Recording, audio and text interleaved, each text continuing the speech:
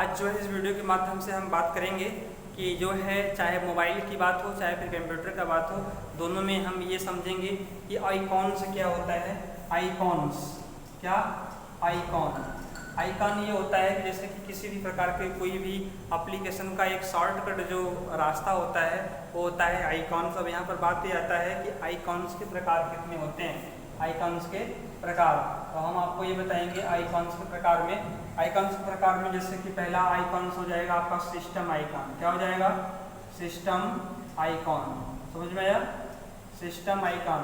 दूसरा हो जाएगा आपका सॉफ्टवेयर या एप्लीकेशन आइकॉन। और तीसरा हो जाएगा फोल्डर आइकॉन। और चौथा हो जाएगा डॉक्यूमेंट आइकॉन। ये चार प्रकार के जो है आपको डेस्कटॉप पर आइकॉन या पूरे कंप्यूटर में चार प्रकार के आइकॉन आपको देखने को मिलेगा। इससे ज़्यादा आइकॉन आपको देखने को नहीं मिलेगा। क्या नाम है चारों का? सिस्टम आइकॉन, सॉफ्टवेयर कहिए या फिर एप्लीकेशंस कहिए, फोल्डर आइकॉन और डॉक्यूमेंट आइकॉन। सिस्टम आइकॉन वो आइकॉन्स होता है जो उस कंप्यूटर में पहले से बना होता है, उसको सिर्फ हम हाइड कर सकते हैं या फिर शो कर सकते हैं, वो होता है सिस्टम आइकॉन। अब इसमें एक बात और है कि सिस्टम आइकॉन में एक ऐसा इंपॉर्टेंट आइकॉन होता है जिसका नाम है रिसाइकल बीन। ये इस तरीके से होता है बॉक्स की तरफ, इसका नाम है रिसाइकल बीन। और ये क्या काम करता है कि कंप्यूटर से कहीं भी, कंप्यूटर के किसी भी ट्रैक पर जा करके, ड्राइव के किसी पार्टीशन या किसी ट्रैक पर जा करके आप किसी जो है फाइल, किसी प्रकार के मैटर को आप डिलीट करते हैं, वह करके यहाँ पर स्टॉप होता है। कहाँ पर? रिसाइकल बिन में। एक बात और, यदि आप हर आइकॉन्स को डिलीट कर सकते हैं, लेकिन एक अकेला आइकॉन्स ऐसा है जिसका नाम है रिसाइकल बिन, इसको डिलीट नहीं कर सकते हैं। चाहे इसको अकेले में सेलेक्ट करके डिलीट करें तब पर भी नहीं होगा, ये किसी भीड़ में होगा उसको सेलेक्ट करके डिलीट करके तब पर भी डिलीट नहीं होगा, ये डिलीट नहीं होगा। ये किस तरीके से काम करता है? जैसे हम घर में एक जो है डस्टबिन का प्रयोग करते हैं, तो घर में जो आने यूजेज जो भी वस्तुएं होती हैं उसको डस्टबिन में हम छोड़ देते हैं, और इसके बाद जब वो इकट्ठा होता है तो उसको हम कहीं बाहर जा करके उसको प्रोड्यूस करते हैं। लेकिन ठीक सिस्टम ऐसा है, हमारा ऑपरेटिंग सॉफ्टवेयर में एक ऐसा वहाँ पर जो है कंटेंट दिया गया है जिसका नाम रिसाइकल बीन है।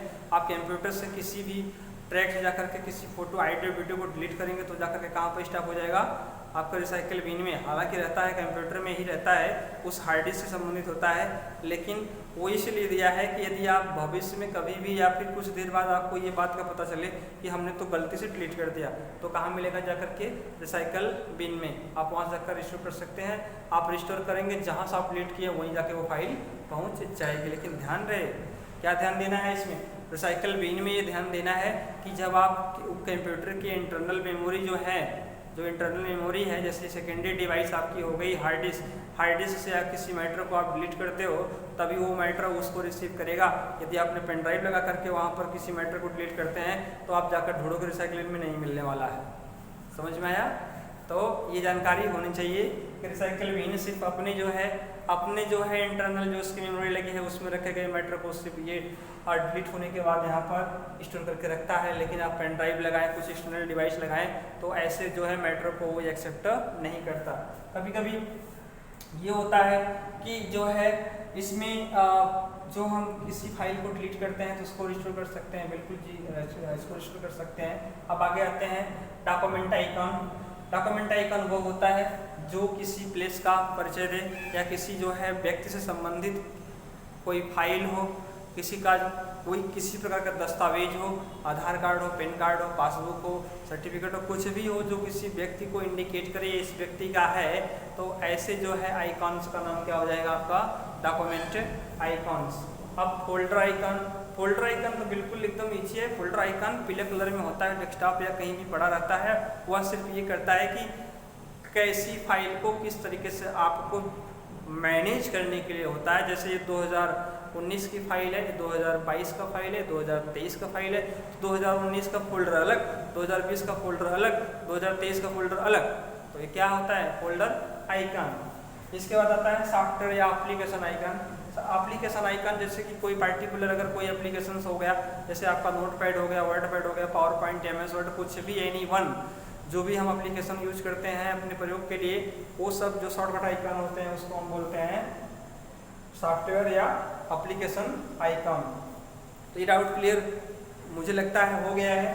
4 प्रकार के आइकन आपको मिलेगा और सिस्टम आइकन जैसे आइकॉन्स होते हैं जिसको बनाना नहीं पड़ता है, ऑटोमेटिक जो है प्रीडिफाइन होते हैं, पहले से बने होते हैं। और ये सब कहाँ पाए जाते हैं? डेस्कटॉप पे पाए जाते हैं। थोड़ी सी डेस्कटॉप पर और बात कर लेते हैं। डेस्कटॉप में जो है मुख्य अवयव होता है टास्क बार। क्या होता है? Task bar. ये टास्क बार जो होता है ये इस बात की पुष्टि करता है कि आपके जो है कंप्यूटर में, आपके सिस्टम में कितनी जो है एप्लीकेशन आपने ओपन किया है, कितने एप्लीकेशन को ओपन किया है, इस बात की जानकारी कौन देता है? आपका टास्क बार। और टास्क बार में मिलेगा आपको स्टार्ट बटन, टास्क बार में मिलेगा टाइम इंडिकेटर, टास्क बार में मिलेगा नोटिफिकेशन एरिया।